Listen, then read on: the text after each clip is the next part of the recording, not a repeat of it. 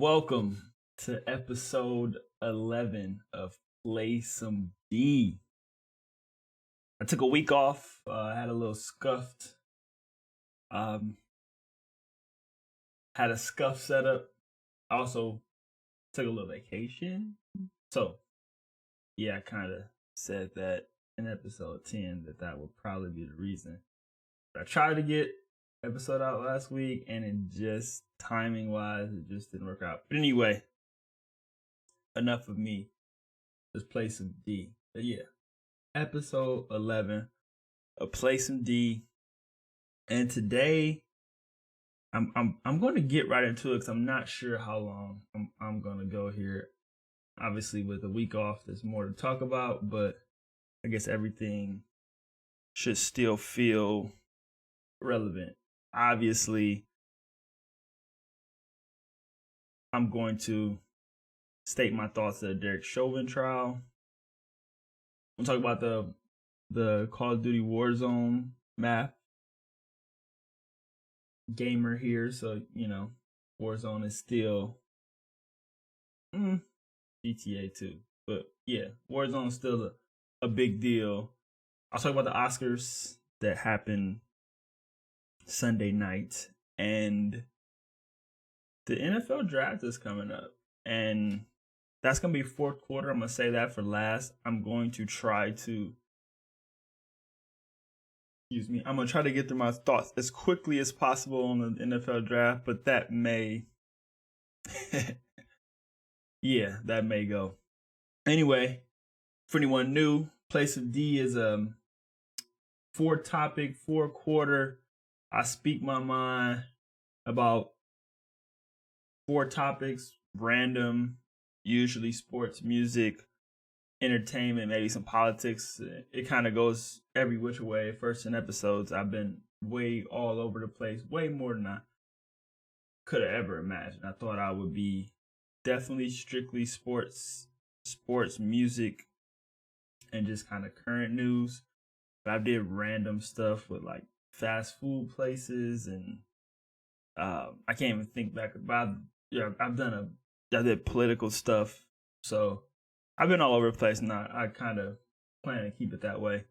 But it's just where it's my space where I speak my mind, pick the 4 topics, maybe go in overtime. I mean, it's been 2 weeks, or I missed a week, so definitely could be overtime today. So you never really know.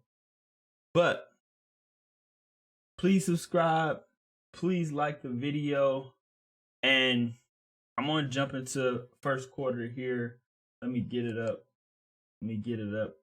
Up on the tally. And let's talk about the Derek Chauvin trial. So, don't really have to go through. I'm not going to go through what went down, but, cop kneeled on a guy's neck for way too long. And it's actually interesting. I read a report yesterday that another cop kneeled on somebody's neck for like 7 minutes and killed them a couple months before this happened. But this was pretty high profile. I guess the original thing that I wanted to state was that I didn't think all 3 charges would go against him. The charges. Ooh, can I get to the charges, please? Oh, I had the charges. Yeah, so the unintentional second-degree murder, causing death out of intent to do so. The unintentional is just so. I mean, I get it. The prosecutors, you want to put the charges in there that'll convict them, and they did the right thing because they got all 3. For people, they got all 3 that the jury agreed with. They didn't deliberate long. I thought it would take a week. I thought we would know this week. I thought it would take a while. Like I said, I didn't think all of them would go through. That's what I thought it would be sometime this week. But the unintentional one was probably the one that was going to get him. because obviously, like, he did something wrong here, and the guy died. So you gotta get this. There has to be some accountability, and that's kind of always been my biggest thing uh since before Mike Brown. But when it really all started for me was Mike Brown, and I've had encounters with the police that just weren't good at all, and you can just tell the abuse of power and the things of that nature. It happens. It happens for those guys, and it's really just all about accountability. Man, I want to be a cop growing up, and I was like, nah, I can't be a cop, 'cause, man, I shoot somebody, I'm gonna go to jail, and crazy enough that if I'd have been a cop out of high school, I probably could have shot a couple people, still been running around, with my badge and all hunky dory, So yeah, so the second charge of the third degree murder is causing death to an individual by perpetrating an act imminent dangerous to others and evidencing a deprived mind without regard for human life, and that seems reasonable. That's there. And then second degree manslaughter is causing the death of another by culpable negligence, creating an unreasonable risk, which consciously takes the risk of causing death of great bodily harm. 10 years, 25 years, 40 years. So those are the maximum sentences, but all of them make sense. I just didn't think they would all get there. I think it also helped with the anonymous jurors. I read something last night that's a new thing. I'm not really totally sure why it's new, because it makes sense. Like, you would want anonymous jurors, especially in big cases, but just in cases, period. You don't want, with social media and pressures and things of that nature, you just want you want it to be fair. You don't want people to feel pressured. You want people to take their time. You want people to do, in a court of law, that's what jurors are needed to make a reasonable judgment about somebody's act or actions or whatever the case may be. So having an anonymous jury helps with that, in my opinion. So 12 jurors, 4 black, 2 are identified as multiracial, and 6 white people. The alternatives were let go, and yeah, I'm thinking here because I've been reading about the possibilities of an appeal, and I guess it could go a couple different ways that I'm not totally, what's the word? Not an expert on, obviously, but appeal is possible, but we'll see if it doesn't get the main issue, I guess, is him being convicted in Minnesota. Obviously, any juror in Minnesota is gonna.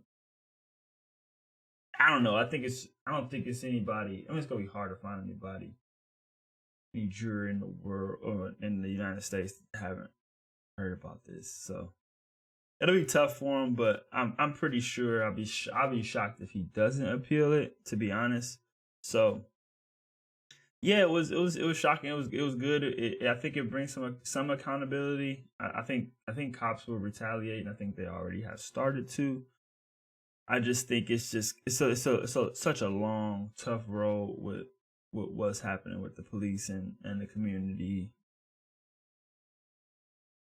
these days. And I have answers, or I think I have answers, but it's no way everybody gets on board to try to do some kind of, and it's not reform. I spoke about it 2 episodes back. I don't know, 5 or 6 probably. Yeah, go check those old episodes. They're still there. I think the topic, I think it was a 4th quarter topic called police reform. Memory's not the greatest, so I think that's what it is. But yeah. Anyway, I do think it'll bring some form of accountability. I think it is a step in the right place, but we're so far away that people, I think people don't even really know. But it'll be interesting to see how the next few months go as far as policing and shootings. I mean, it was a shooting during this trial where it's just inexcusable. Then it was one a week ago, or it was, I don't know if it was a week ago, but the body cam came out last week where the cop in Chicago just shot the 13-year-old boy. It's some rough ones to watch. It is hard sometimes. So hope this helps. And I said for me it was just shocking, but very, very much so needed. This guy has Derek Chauvin. That's probably one of the reasons why he was convicted too. Was his priors. Like he's done a bunch of things before, and I think that was taken into account by obviously the jurors. The jurors aren't dumb, and they're on their phones, they're doing their research and things of that nature. And like, dude, this dude he's a wild boy, so it's time for him to be responsible for his actions. A brand new cop that just says like the what happened here in Minnesota where she shoots him and like, oh, I thought it was my taser. Like that's impossible. I mean, to me, it's impossible. Like, I know my eyes closed, I pick up something that's not that. I know. I never even had a taser gun, and I'm telling you, I could tell the difference between that and a gun. Promise. But it's somebody like that when those mistakes happen, somebody has to be held accountable. I mean, I'm not saying put the lady in jail for the rest of her life, but something has to happen, and not just her moving on to another police force or getting a bunch of donations and just, I don't know. I start going left where I was supposed to talk about the trial, and I'm talking about cops, and I just want to talk about the trial. Let's just second quarter. Coach. Just get to the second quarter. All right. Second quarter, I want to talk about Warzone and what Activision did here.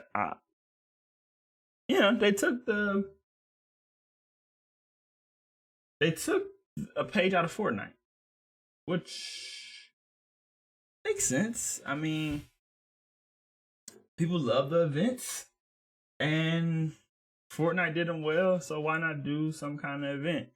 Was it kind of cheesy? Yeah, but I guess it didn't. After it happened, I didn't really mind cheesy because it led perfectly into what happened. Into obviously Verdansk being nuked, and then bringing it back to 1984, which I think they said they started developing Warzone in 2000 and forgot what it says. I talk about 17 or 18. I'm not sure, but they've kind of had an idea of what they wanted to do with Warzone for a while, and they probably had different angles they wanted to take it. But the storyline of it getting nuked and then going back to 1984 was a bit of a letdown to me. It's a reskin of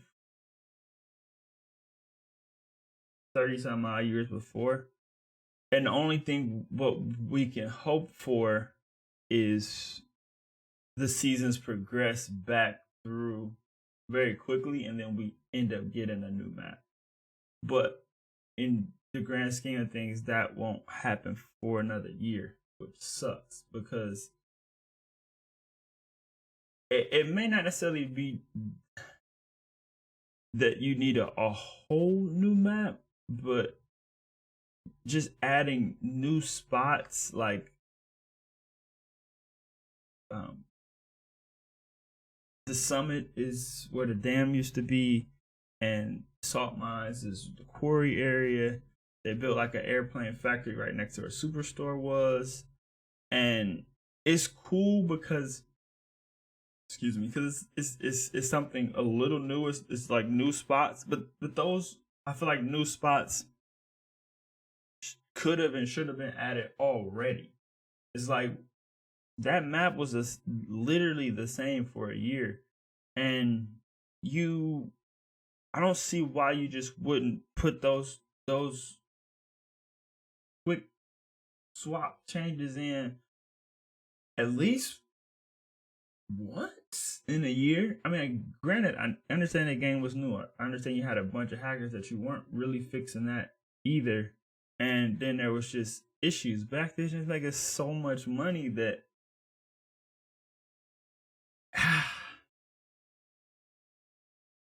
it's a hard sell for me. I don't know. It's cool. It's cool to have something different, and I think all games know. Obviously, within a year, a new Call of Duty comes out with new stuff and things of that nature. So new Warzone a year. I think they understand that concept, but knocking some stuff over, like the nuke would have been perfect. And I guess I'd imagine that when we do progress through the years and get back to 2021 in the game, which I think is 2021 in the game, where the nuke happens, that new map, because obviously it's new, that new map would be nice to have now. Because the way Call of Duty's changed is that there's so much stuff you can put into a Call of Duty map. And with Warzone being as big as it is, it shouldn't be hard to be able to do that. Or put stuff in new places, or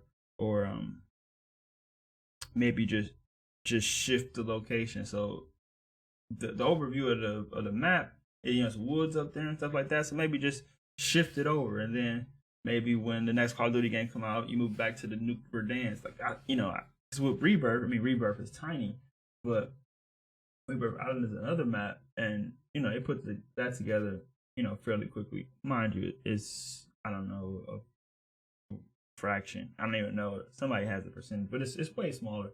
I'm sure way easier to make, way easier to maintain. I get all that stuff, but I mean, I said with the amount of capital that Call of Duty is making and the fan base and the excitement behind it, I mean, you could almost have somebody working on the game, round the clock, just to have something, just to keep it fresh. Fresh is key. If it feels like a new game, people are going to keep playing and keep coming back, and you don't have to worry about, competition really. Fortnite never going anywhere, but between Fortnite and Warzone, they can keep the battle royale stuff, pretty tucked in. Battlefield has a great opportunity. Halo says they're not having a BR, but there is room in there to take over spots, especially if something is just a little more clever than Warzone, and there's always room. People like, oh man, I like this more than that, and then all that takes is man, we missed the ball and didn't keep things fresh. Obviously, it's a weekend on Warzone, so people are still loving it. The guns, the metas, different. It's you use different guns, things of that nature, so that always keeps it fun. But running around to just a reskin, I'm gonna play. I've always enjoyed the game. I didn't play much when the hackers were out because it wasn't. I don't think that's cool, but I've always played it. I've always enjoyed it. I've always enjoyed Call of Duty games. First ever multiplayer game I ever played, and love them. I'll probably play them forever. So I'm not going anywhere, but I'll definitely transition to a new game. I love playing different games. So you give me something else a little fresh, then it takes my time. It takes a little bit of my time. Ooh, baby. Ooh, baby. It takes my time away from this. So overall, I give it a nice try. I give it a appreciated. I wouldn't even say appreciated. It's kind of like it was gonna happen. Something new was gonna happen, and just fixing airport and superstore, rearranging the aisles, and yeah, like I said, the airplane factory, brightening it up a little bit. Yeah, the air traffic control tower is not crushed. The back of airport or airport in general is not crushed. I guess it's before it became a war zone. It's Verdansk, but then it became a war zone. That's the opening scenes about what they were going to do with Verdansk and things of that nature. But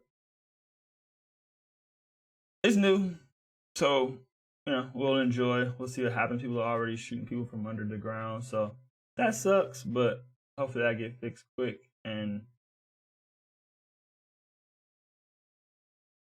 I hope Activision just progressively gives us fresh new stuff on the map more often than they did, because another year of that would be 2 years of essentially the same map would really suck, and that alone would make people want to play a Battlefield. People are already itching and scratching at Halo, and Fortnite's probably just switching the game back more casual to becoming exploding again. And who knows what a GTA 6 might pull out from under their sleeves. What Rockstar might do over there. That could be a GTA battle royale. Just something crazy fun and just addicting, scary. So Activision better stay on their P's and Q's. That's all I gotta say. But I enjoy it so far. I played some matches and I've enjoyed it so far. Halftime, no music. Maybe like some. Oh, I could run one of my brother's beats during halftime. You know what I'm saying? But third quarter is the Oscars. And just real brief, I just think it's such a big night. It's such a big night that I just want to talk about it. It was held at Union Station, which is really cool. I thought it's having it somewhere other than a large stadium. I think that was just cool. I think Hollywood does a good job of just being creative with different things. They have the autonomy, the money, and everything else to be creative. So why not use that? Nomadland wins Best Picture. I haven't seen it. I will watch it probably sometime this week. But I just feel like all of those Best Pictures were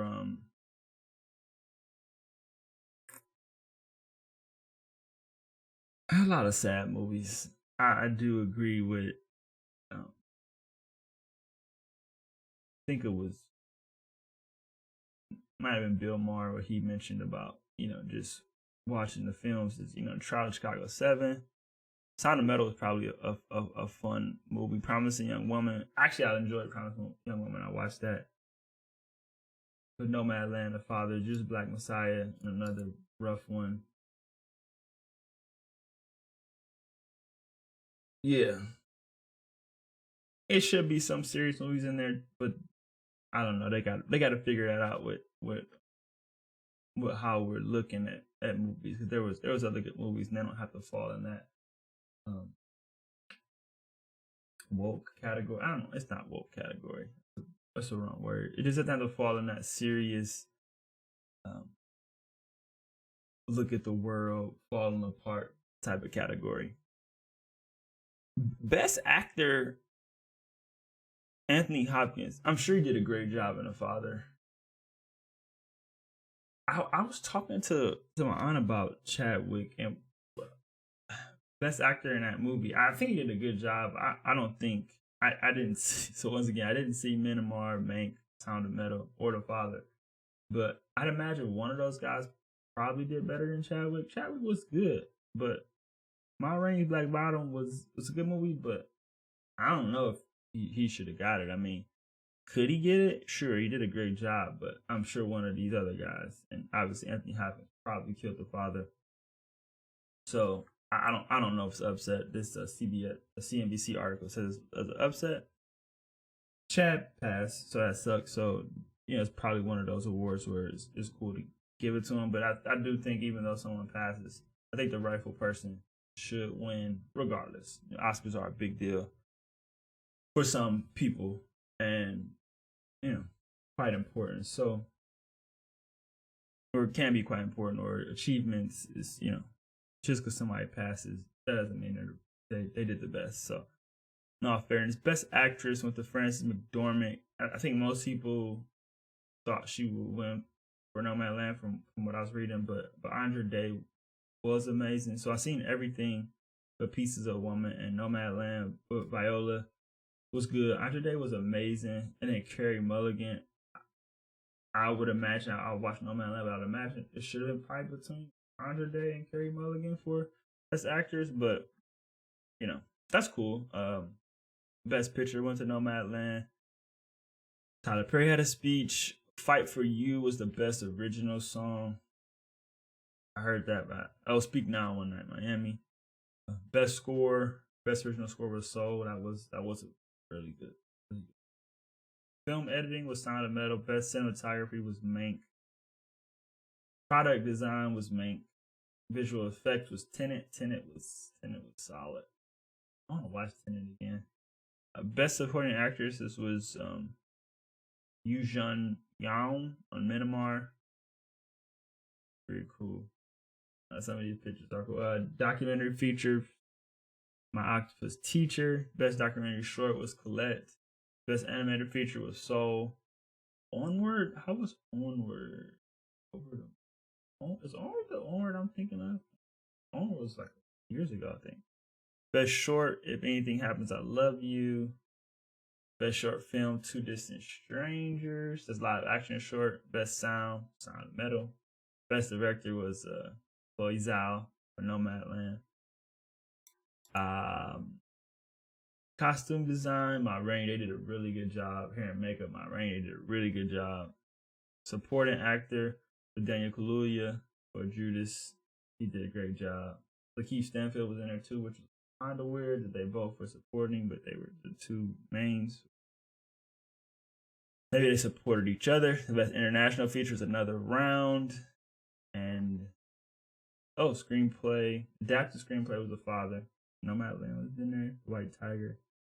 Original screenplay, Promising Young Woman. Yeah, definitely original. Definitely dope movie. Looks like that's all the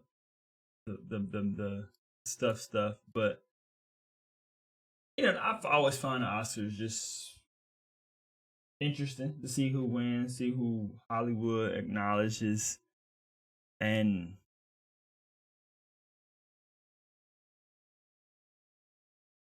I just think it needs to be a little more well-rounded. I think they just need to round it out a little bit more, I think some people make movies like, man, our movie is good, but it's not that genre. It's not what people want to see win awards, so we're not gonna get an award for it this year. That sucks to know that. But like, man, I gotta make this type of movie to get a reward for it. I don't like the sound of that at all. So yeah. Oscars 2021. People showed up in some nice dresses too. The ladies be showing up to the Oscars. Just quickly, let me get up into fourth quarter because this is what it's all about, baby. This is what it's all about. Thursday, we book it and we ship it and book it. NFL Draft 2021. And had a friend in Vegas who said it's like 10,000. It's 10,000 to 1, I think. He said.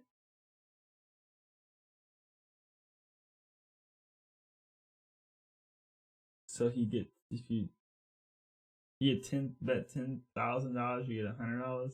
Yeah, you bet $10,000, you get $100 for Trevor Lawrence. Yeah, that's all right. That should be right. Yeah, so $10,000. Every 10,000 gets you $100 for Trevor Lawrence go one. He's going number one. So your Jags are going to take Trevor. We pretty much got that out the way. And then we get into this quarterback fiasco that I want to talk about. That's kind of what I'm here for. I'll do a quick run through of these picks here, but the main thing is this overrated quarterback jam is that the Jets had Sam Darnold, traded him.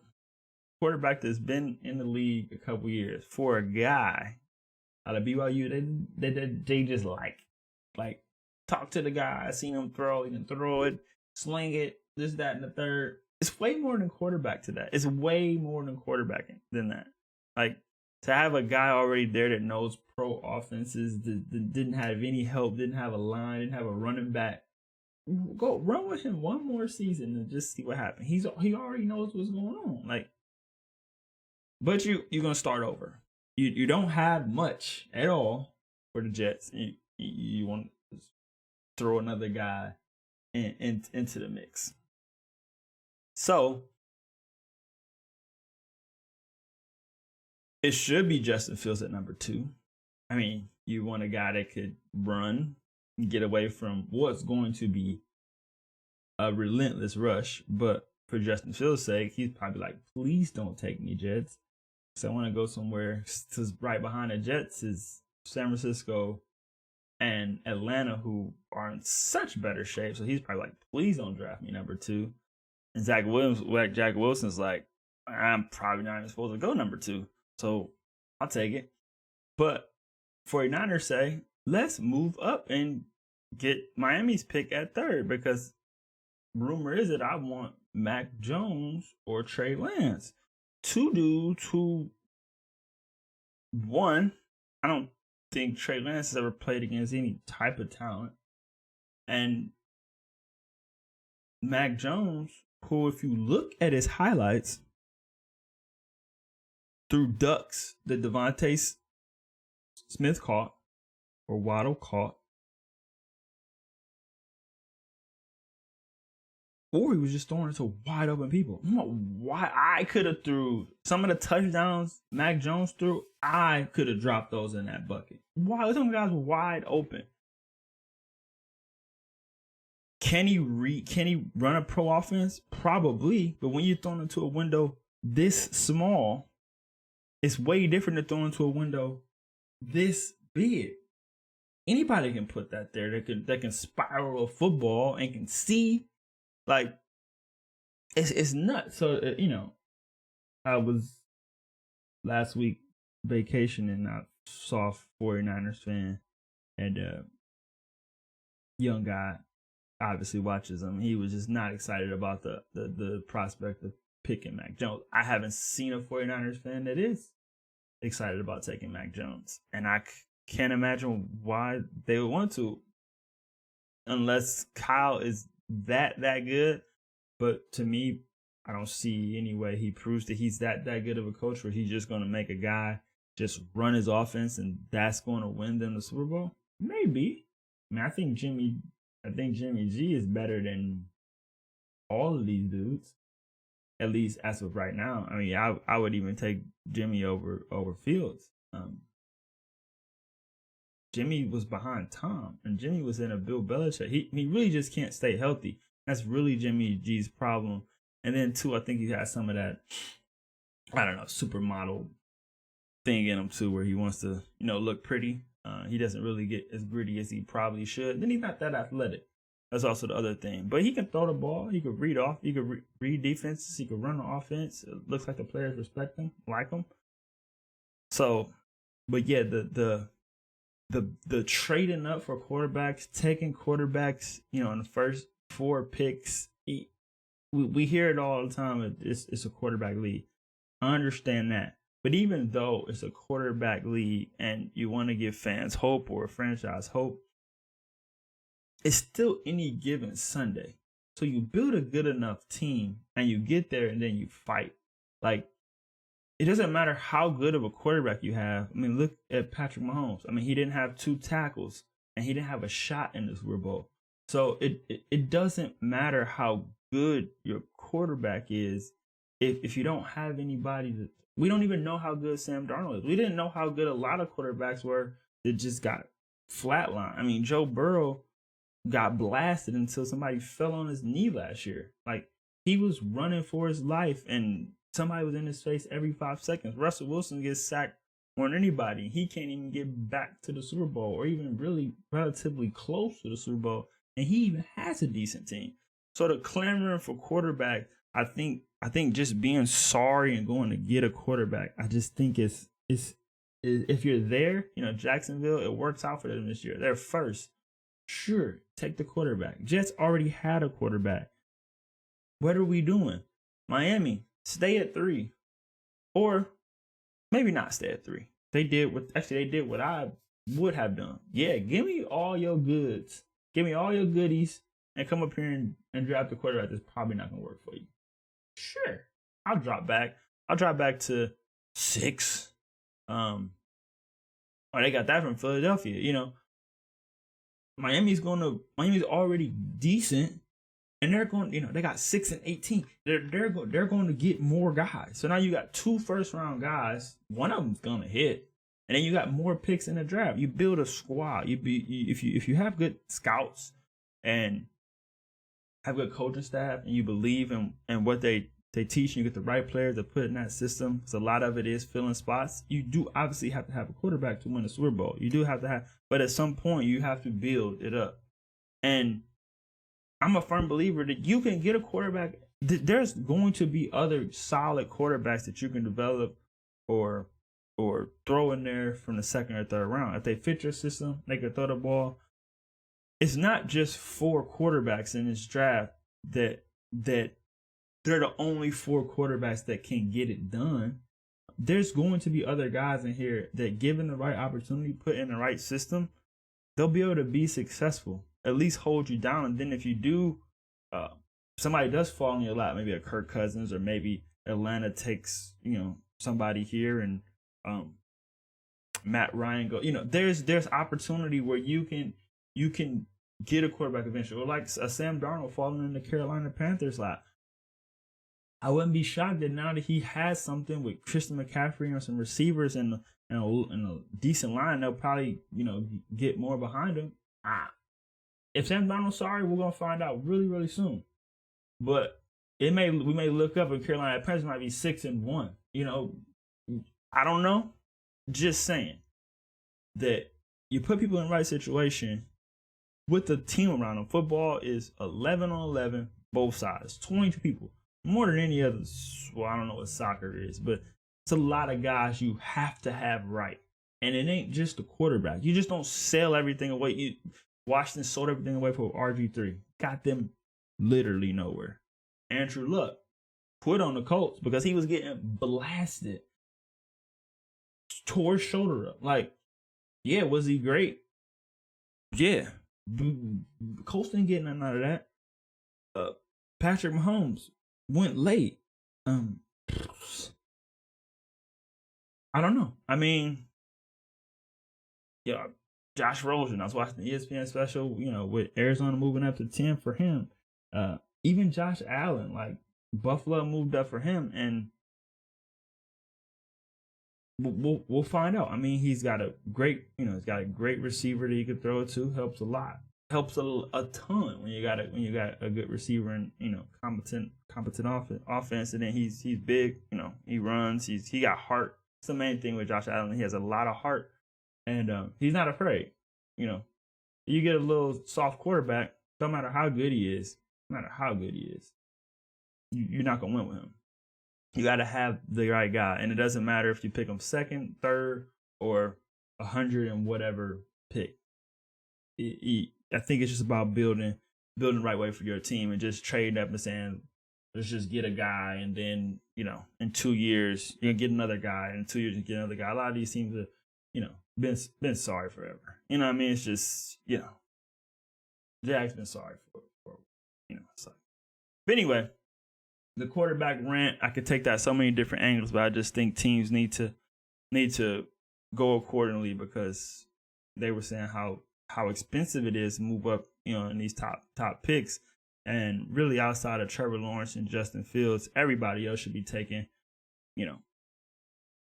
10, 15, 20, Mac, Zach, and Trey. Oh, 4 letters, huh? That's kind of funny. They should all be taken, after, maybe New England. New England's at what? 15. 15 is probably where Zach Wilson should go. Or if New England likes Mac Jones, that should be the next pick at 15.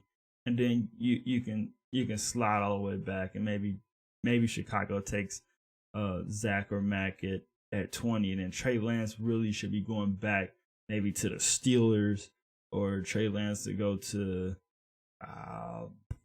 Trey Lance probably should be going in the second round. But obviously somebody like New Orleans might take him at 28 or something like that.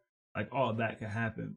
Or even the Raiders, if they wanted to hold, because Derek Carr is better than all those guys. Oh, he's new shiny quarterback. Put him in. No, Derek Carr's better. He's better. Like, knock it off. So the quarterback thing it's just gotten out of hand. But it looks like it's going to be Zach Wilson consensus at 2. 3 is, I'm guessing 3 is going to be Trey Lance. That's my guess. I got a feeling they're just going to hold him and let Jimmy G go. That's my feeling. And then I think 4, Atlanta should take Justin Fields. If he's there at 4, Atlanta should take Justin Fields. Just because, like I said, I think he should go 2. So personally, I think that would make sense, and I hope he goes there. Kyle Pitts wouldn't be surprised at that at all. They're just hopping between a couple different mock drafts is what I'm looking at here on this screen. The Penei Sewell from Oregon. It looks like it's going to be Cincinnati's pick. I don't really like that. I've never, ever been a fan of taking old linemen. Cincinnati plays on the East Coast in cold weather. Sewell is from Oregon. He's been playing at Oregon for 3 years. I just don't think it's smart to do that.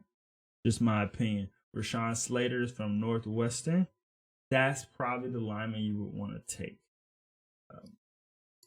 I think he is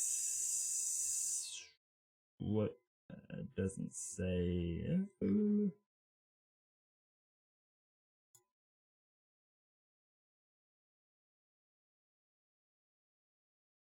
Let me see. Let me see if I can find him here.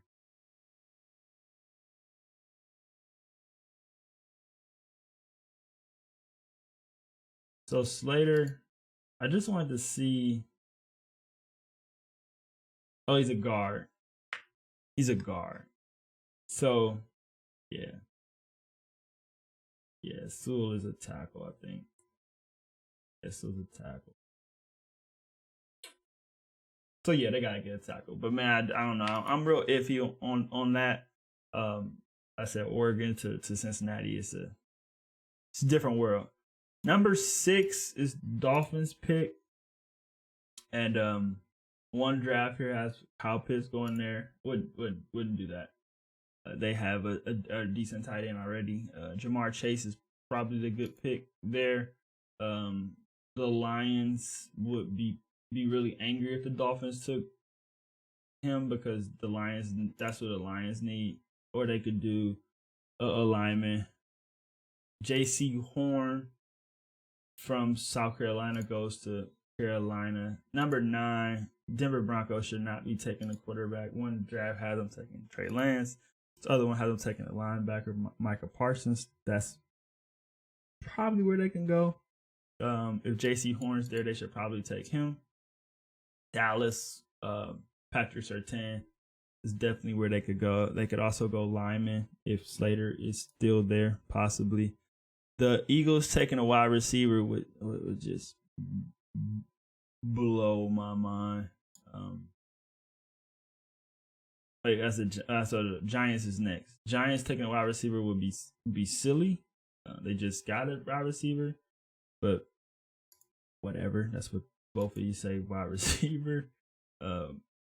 Both of them have Waddle, or no, one's Waddle, one's Devontae Smith. Devontae Smith, I wouldn't take that early. He's just too tiny. I just, tiny wide receivers. I'm cool on those. Eagles should not take a wide receiver. They probably need a cornerback. They probably need some defense, but they just gonna keep swinging at the receivers, and hopefully one of them hit. Chargers taking a lineman makes sense. Minnesota taking a lineman makes sense. The Patriots, I'm not even going to, them taking at 15, Belichick, as long as it's not a skilled player, he's probably going to be a stizzard. So, DN, linebacker, you let Bill Belichick pick at 15, he's probably going to get a really good guy. Cardinals get a cornerback there.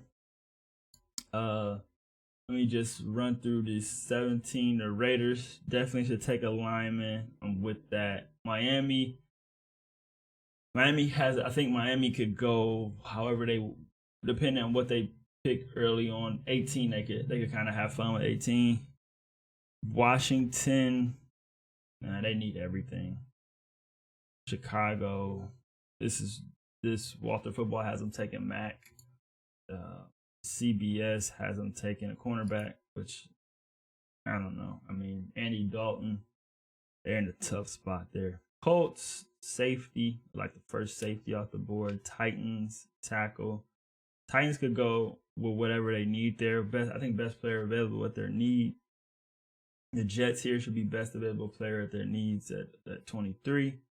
24, the Steelers probably do take a running back. Center would be good as well. It's just shows on their needs. Jacksonville should take the best available player of their needs. You never could really go wrong with the this has a guard. This was a guard here, Jackson Carmen. Not mad at that at all. Browns, probably hope they go corner. Baltimore, New Orleans would be interesting to see what New Orleans does at 28. Really interested to see what Green Bay does at 29. They haven't taken a cornerback here, and Buffalo a DN, but they definitely need some edge rushers. I remember last year they were not getting to the quarterback. Then Baltimore's at 31, and Baltimore should definitely take a receiver. Baltimore. Where else was Baltimore at? I thought Baltimore was twice. But no, wherever Baltimore picks, they absolutely need a receiver. 31 and 32 is the Bucks. I think they'll get best available. I doubt they take a receiver. They'll probably get best available. Best available guy, period. They'll probably take there. But yeah, I said the clamor for a quarterback in NFL draft has gotten out of hand, and I hope we get to a point where we get back to some reasonable sense with two quarterbacks, probably two outstanding quarterbacks. Trevor Lawrence is probably an outlier this year because everybody feels like he's the next coming. If that's what everybody feels, I think he's really good, but I guess he is the overwhelming number one pick. I mean, I would draft him number one. And before Deshaun Watson got into all his stuff, I was saying, why not get the sure thing? But that's good they didn't trade for him or talk about trading for him, because I don't know what's going on with that. Not the greatest for Deshaun, but trading for him would have been. I like the sure thing. Then Trevor Lawrence might get in there and be like, I don't really want to play football no more. But that's probably not gonna happen. But anyway, there was NFL draft. I'll probably talk about it again next week, just see what ended up going down. Actually, it probably will be almost positive. It'll probably be first quarter next week, unless some interesting stuff happen. So, episode 11, Warzone, Oscars, draft, and the Chauvin Trial. I could have went on longer. I mean, this episode podcast, this one could have been. I could have took some of this stuff outside of the Oscars. I mean, really, just the Chauvin Trial and the draft probably could have been this episode all by itself. But I could have talked about both of those things for a long, long time. But with that being said, thank you for watching. Please remember to like the video, subscribe. You can turn on post notifications. And until the next one, as always, it's Coach D. Holla.